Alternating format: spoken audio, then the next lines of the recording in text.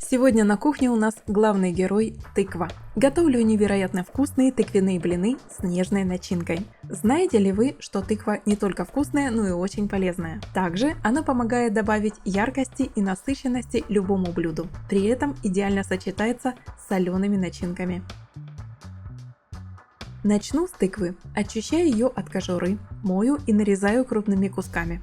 Ставлю на плиту воду, примерно 300 мл. Как только вода закипит, кидаю туда нарезанную тыкву. Варю ее около 10-15 минут, пока она не станет мягкой. Тыква готова. Сливаю почти всю воду. Перебиваю ее прямо в кастрюле при помощи блендера, пока не получится однородное пюре. Готово, пусть немного остынет. Для теста соединяю теплое молоко, растительное масло и немного остывшее тыквенное пюре. А чтобы добавить интересный оттенок вкуса, немного томатного пюре. Если его нет, можно использовать и томатную пасту. Томатная паста – это более концентрированный продукт с ярким вкусом помидоров. Томатное пюре наоборот, более жидкое. Его используют в соусах и супах для добавления мягкого томатного вкуса. Дальше идут 2 яйца, мука, добавляю ее постепенно. Количество муки зависит от того, насколько густое тыквенное пюре и что вы взяли в основу, пюре или пасту. А еще соль и сахар для баланса вкуса. Вот такое нежное тесто должно получиться. Дам ему немного постоять, буквально 10 минут.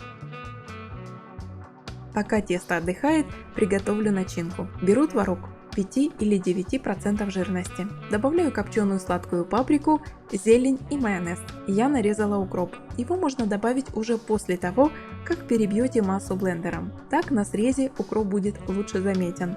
Для пикантности можно добавить зубчик чеснока. Все перебиваю блендером. Масса получается однородной, нежной и идеально подходит для намазывания.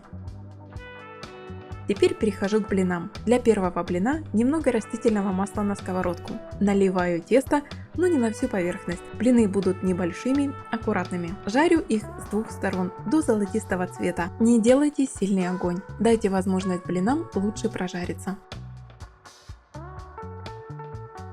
Вот такие солнечные яркие блины получаются. На каждый блин намазываю творожную начинку.